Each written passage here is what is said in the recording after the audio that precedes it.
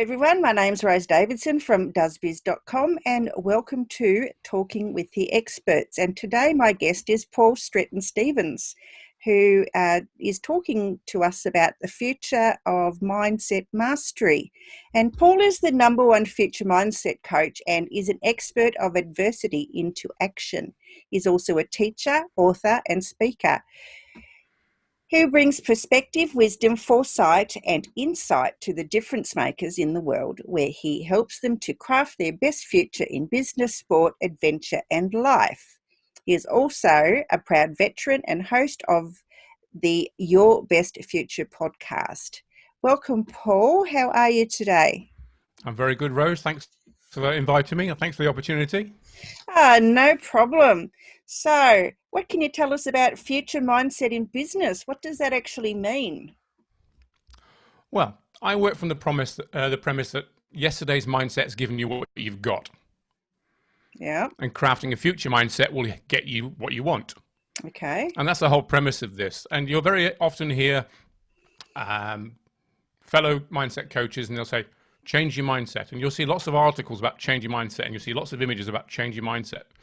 And that's not where I'm coming from, because it's not necessarily a change. It's that mindset that's got you to where you've got has served you well until that point. And there are elements of that have served you well. Why change those? Bring those to the future with you. The elements that don't serve you well, yes, cast those aside. And then bring those elements to the future with you and then craft your future mindset around it. So you end up with a future mindset. And this is really good for businesses or for people in business, because I'm not a business coach. I work with the people in the business. Yeah. And that's the distinction here. I work with the people in the business, and crafting the future mindset of the people in the business or the individual or the executive or the leader has a knock-on effect throughout the business and its community. And that's the way I work. I work with people to do just that. All right. So, future mindset in business. So, how can this obviously benefit businesses or individuals? Well, there gets a point in a business when leaders realize that their current mindset's no longer serving them, or that their competitors are outwitting, outperforming, outmaneuvering them. And if that's the case, that's when they need to take action. And very often, and not all in all cases, but very often I do come across that businesses are taking action after the event, when they've realized that they're being outwitted, outmaneuvered and outperformed. When actually they should be maintaining a view on the marketplace prior to that. I mean, these days, it's not all about competition. Collaboration is as good as competition. And very often businesses shy away from collaboration for fear. But actually, you can have some really good projects in collaboration. And I have worked with a lot of people where it's ended up with there's been collaboration rather than competition. And it's a win-win situation for everybody. It's not for everybody, but that is an opportunity that exists. And it's not always an opportunity that people have explored. No. So the future mindset coaching is determined by 3 components, shall we say.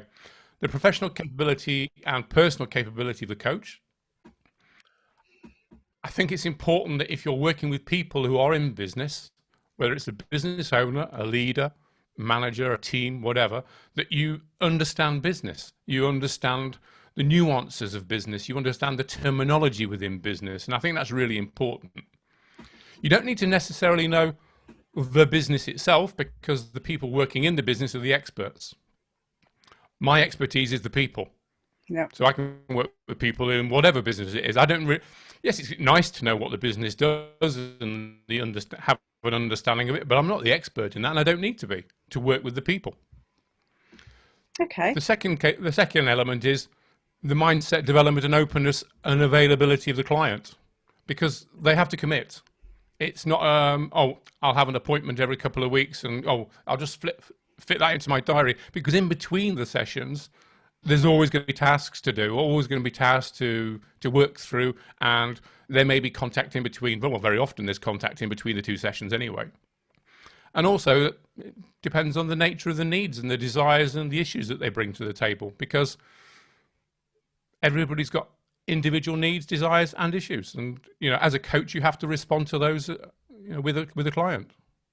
Okay, so what is your view on mindset versus mind shift? Now, I know that there has been a lot of discussion around mind shift versus mind shift. So, yeah, what is your thinking around that? Well, it depends how you're actually determining what mind shift is. Because formulating a future mindset is a shift. It's a paradigm shift all by itself. The whole concept of future mindset is a paradigm shift because you're moving away from where you were to something more meaningful, more purposeful, and you really are looking towards the future. Now, you might be playing with semantics here with the two terms, mindset and mind shift and future mindset. It's semantics because it's another way of explaining it. It's all mindset. And if you are crafting a future mindset, you have an input into that. You have ownership of that. You determine how that mindset is going to be to build your future and craft your best future. Within that, you will have shifts. You will have mind shifts within that. There's going to be aha moments. There's going to be the light bulbs coming on. There's going to be elements of surprise and eureka moments within that. And that's where the mind shifts occur while you're crafting that future mindset. Okay. Does that answer your question? Yeah, it certainly does. Yeah, I've just heard a lot about it. People are talking about mind shift versus mindset, and talking like it's two different scenarios, I guess. So yeah, No, that's very good. I view them as being working hand in hand. And in order to craft that future mindset, you will have mind shifts. Yep. Okay, so uh, how can you say, not necessarily in business, but in your personal life, how can you bring this same future mindset into your personal life if you've got it honed in your business, but you're not doing it so well in your personal life? How does this work? Yeah, that's a really good question because there is always a knock-on effect. If you're working in this way with a future mindset coach in business, and maybe, for example, you're working on a one-to-one basis as a professional, there's going to be a knock-on effect in all of your relationships, in all aspects of your life. So that's your business community, in your family, in your home community, and the world at large. You can't deal with it in isolation because if you're working with a person and things change, if you're changing your thoughts and you're changing your words, you're changing your world. And you can't just isolate that to your business. It has a knock-on effect in your personal life as well. Equally, I do have people that just want to work on just basically on the personal life. And when you're working on the personal life, very often that will impinge on their professional life. So they go hand in hand. But what I find very often is people have got the 2.2 children, they've got the lovely house, they've got the nice car, they've got the job that they really wanted and worked for, but they're unfulfilled in some aspect, and they don't always know what that is. They feel a bit stuck, and they think, well, I'm not really satisfied, but I've got everything I really need, and there's something missing, and they don't understand what that something missing is, and that's very often the case when they'll start approaching a coach. And I always say, and find the right coach for you, not the closest. Yeah. With technology these days, I mean, you're in Tasmania, I'm in the UK. I work with people in Australia, I work with people in America and in the UK. Anywhere. It doesn't really matter these days. So find the right coach for you, not necessarily the closest. Yeah. And the other thing is, very often coaches will give you, a taster session. Take the taster session. If it means you take 2 or 3 taster sessions, it's worth it, because if you sign up for a 3, 6 or 9 month program, that's quite an investment in terms of finance and personal effort. So it's worth finding that right coach. Yeah. And in my opinion, and this is just my opinion, so don't shoot me anybody, 30-minute taster sessions, absolute waste of time. An hour minimum, preferably up to maybe 2 hours. Because if I'm expecting somebody to work with me for 3, 6 or 9 months, that's a long time. And I'm going to be speaking to them every week, every couple of weeks. with Messenger, with phone calls in between. They've got tasks to do. We have 90-minute sessions every couple of weeks. They need to be able to know that they gel with me and vice versa. Now, you can't really find that out in half an hour. When you've described what your services are, you've done a little bit of coaching, and you give them your pricing structure for your courses and your programs, where's the time go in 30 minutes or an hour? So I think to do people justice on their investment, their future all said and done, give them a couple of hours and have a real coaching session that they can take something away from and have insights from. And okay, if they don't go with you now, maybe they will in 18 months' time. It's never wasted time. It's always an investment in both ways. And you always judge whether you're compatible to work with each other. And whether that's professional or personal, it's the same for both. Yep, that's really good advice, Paul. Thanks for that. I hadn't thought of it in that way. I've just signed up for a coaching session myself, and I'm not sure that it was actually the right package for me. So, yeah, I've invested all this money, and now I don't think that it's what I was actually looking for, what I believed that it would have been. So, yeah. Well, check to see if they've got a cooling off period, because They very often don't, coaches would, oh, that's a unfortunate. shame. That's a Yeah. shame. Yeah, so it's yeah, that was my mistake, I guess. But anyway, you live and learn. You do. You do. So, what other than business do you help anyone else? Like, do you help services or, like the frontline providers or those types of people? Yeah, I mean, from a business perspective, I normally work with either managers or leaders or business owners. And it's very often with business owners, it's the small business owners that are starting to grow and starting to employ people, because overnight they become a leader.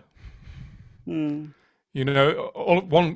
One week they're wearing all the different hats, your marketing, your sales, your production, your, purchasing, everything.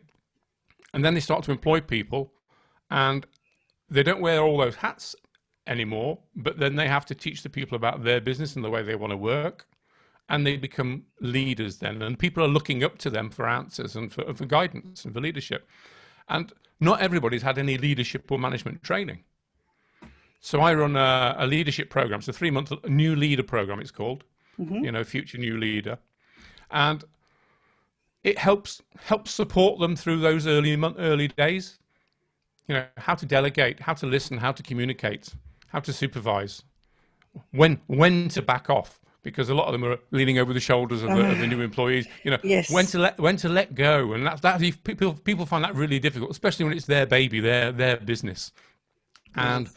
this 3-month program really allows them to grow as a leader in those early days, when it's really crucial and important that they set the tone that they want for their business with their employees for the future. And that's it's lovely to see when you see people blossom and they think, and those little aha moments come.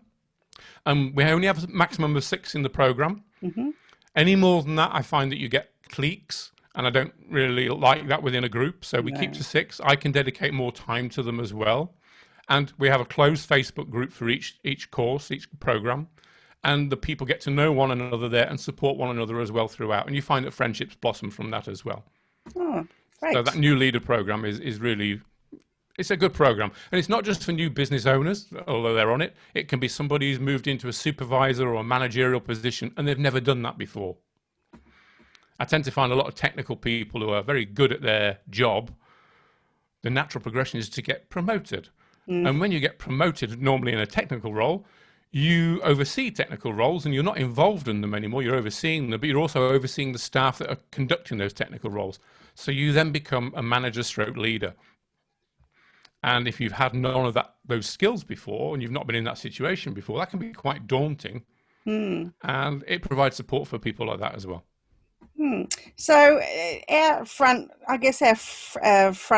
leaders. So I'm talking about frontline leaders, as in, the nursing staff or the ambulance or doctors or whatever. Do you provide this type of coaching to them, or is there no need for it and they have their own services? Well, I can do, but it tends to be here that you have to go through NHS procurement procedures. Mm-hmm. And they're normally larger companies that work with the NHS. Here we have the NHS, Yeah. and I'm not that big. There's me, so I don't go for those types of contractors. Having said that, if somebody wanted coaching, yes, no problem. But for working with frontline services in their roles, Mm-hmm. that's normally dealt with larger companies. All right. Okay. So yeah, it's a little bit different than what it is here. Yeah, very much so. Yeah, because it's basically state-owned medical services. Yeah. Ah, okay. What else is there? Tell me a little bit about yourself, Paul, rather than just talking about what you do. What do you do in England with yourself?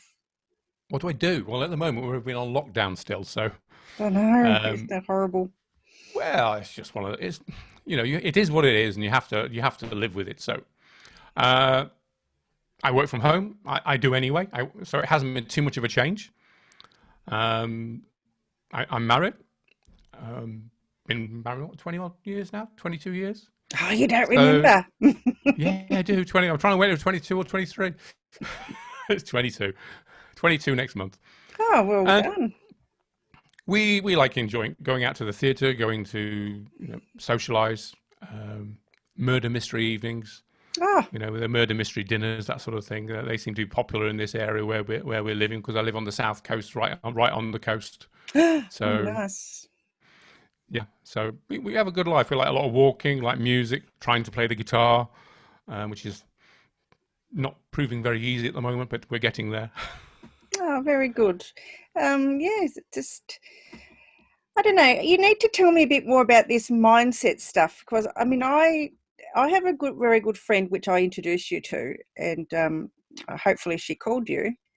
And her Not thing is yet, but mindset and mind shift. And yeah. she said that she talked to you. And not that I want to know what the conversation was, but how do you two view the things differently? I haven't had a chat with her yet. Oh, that's I haven't had a chat with her interesting. yet, so I don't know her perspective.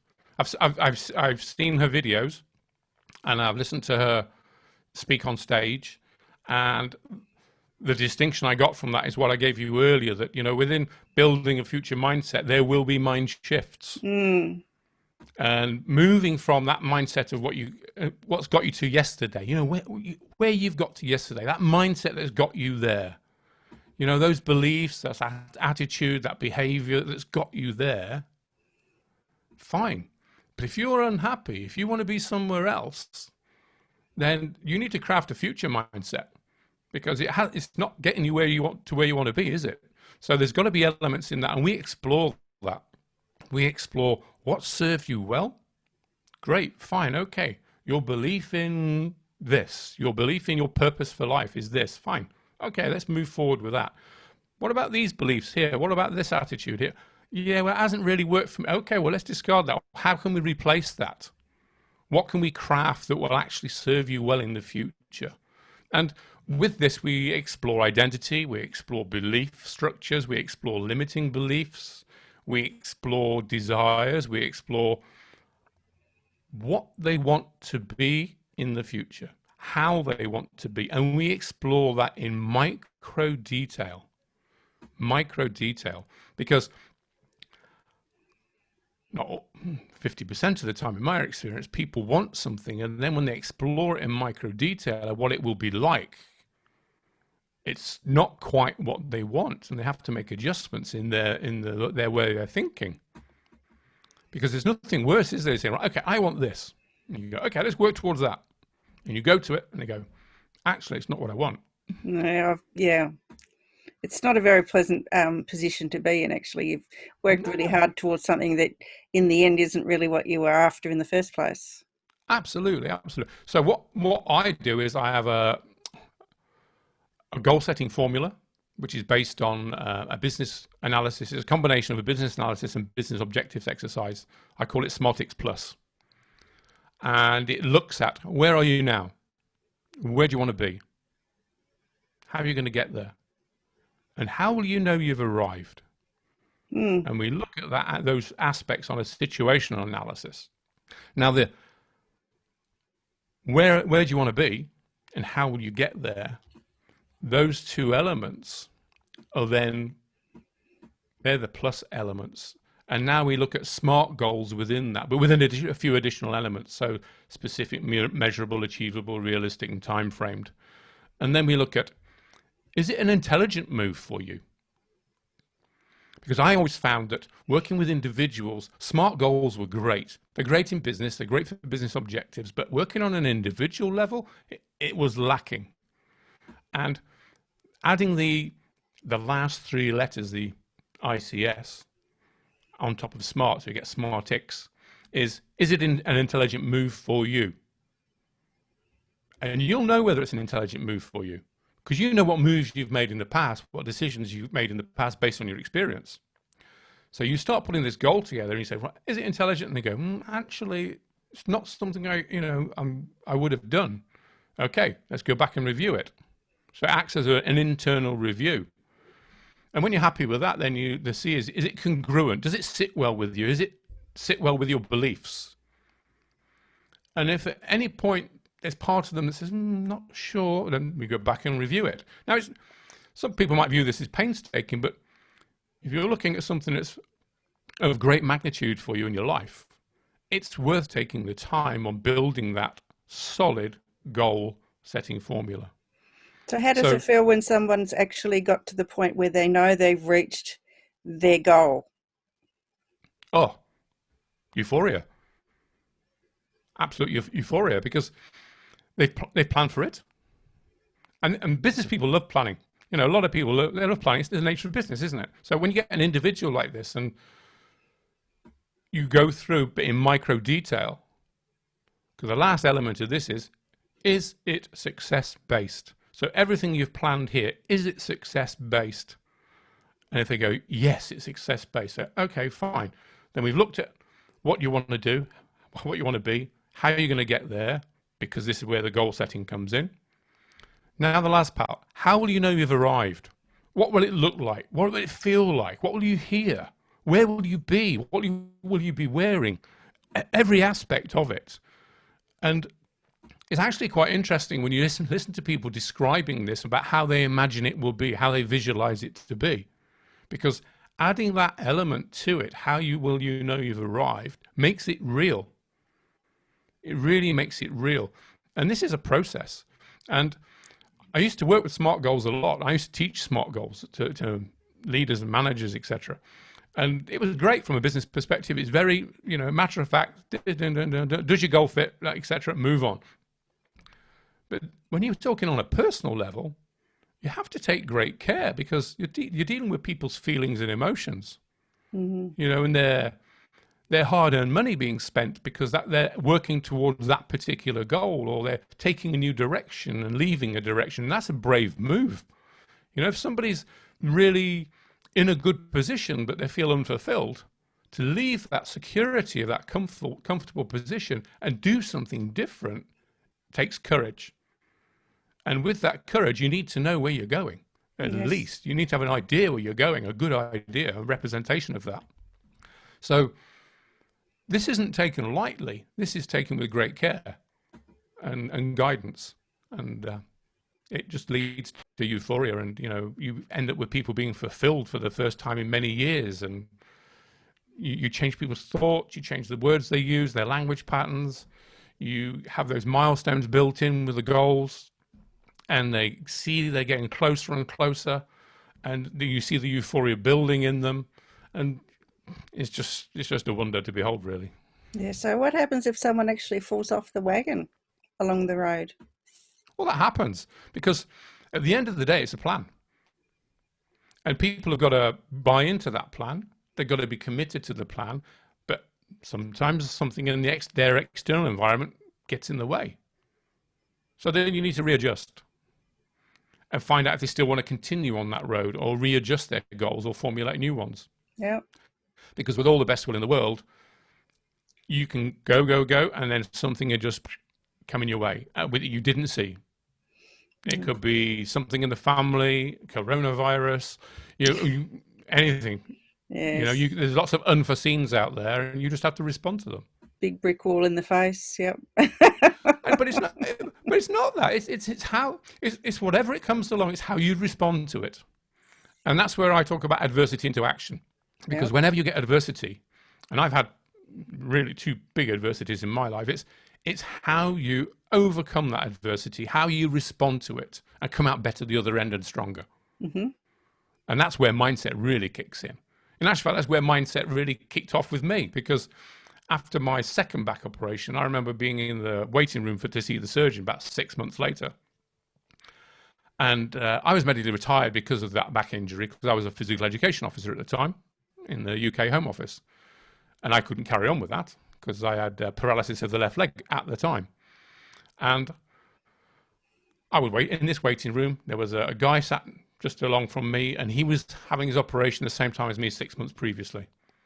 Same outcome. He was in a really dark place. He wouldn't engage in conversation. He wouldn't engage in eye contact, and he was just staring at the floor.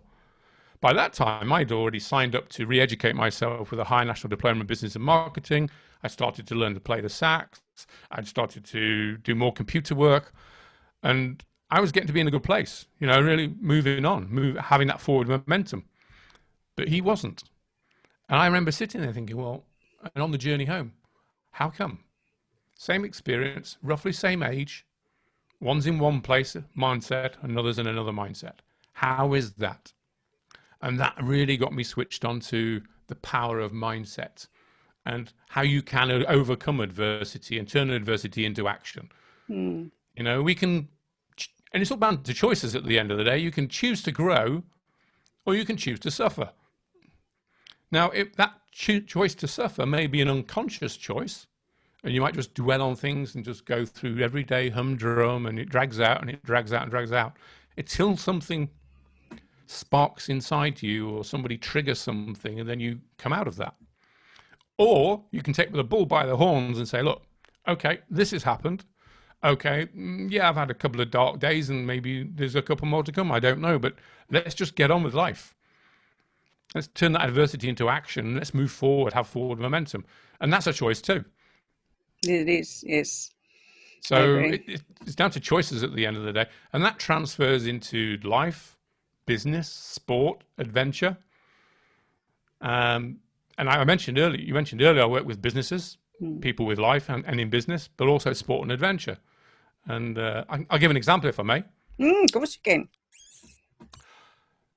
Last year, I saw in the press that there was a team called the Awesome Foursome going to row the Atlantic. Yes. Four women going to row the Atlantic, 3,000 miles. They're mad.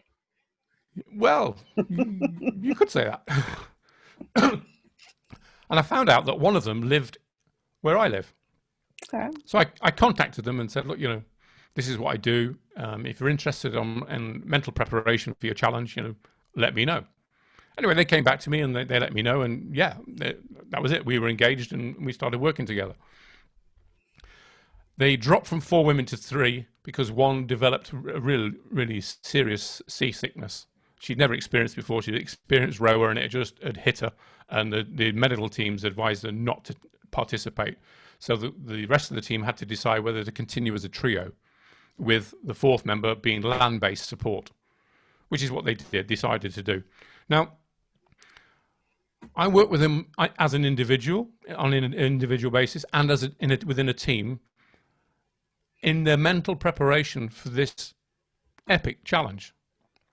And it was amazing to see, because very often as a coach, you don't work with people who've already got the motivation, already got the drive, already got the determination, because that's what you normally help people to attain. Mm. But these 3 had already got that. So the elements of mental preparation for these were totally different. It was about overcoming possible fears. It was overcoming possible challenges. It was overcoming sensory deprivation, because not being able to smell vegetation or food or all the other things for 49 days while you're at sea. Wow. And preparing for the monotony of that, and because rowing, you've got your back to the person next to you, and you can't necessarily hear them with the wind and the sea and everything else going, and how to respond in storms, and how to respond on your sleep times, because if you're rowing at 22 beats a minute for 2 hours, when you come off for your rest, your body's still working. But your mind's still working on those 22 beats a minute, but you've only got an hour for sleep. So how do you actually get down low enough to relax in order to sleep, revitalize, re-energize to get back to rowing later on? And we worked with all these different techniques, the prospect of flying fish, the prospect of whales breaching and sharks in the water nearby, and all sorts of things. So we worked on a hell of a lot with the three of them, and they achieved the challenge, and it was a really wonderful thing to be part of. So they're now the fastest female trio on the planet. Wow, that's incredible. And one of them is profoundly deaf. So that had its challenges all by itself, communication, Yes. etc. Would have done, So, wouldn't it? so coaching in this environment is equally as challenging and as appealing as working with somebody in business or somebody in their life. So there's lots of different aspects to the future mindset coaching. Oh, that was a really great story, Paul. Thank you. And that makes me want to now go and not row the Atlantic. Thank you. But I might think about doing something else. Rose, there's a record to be broken there.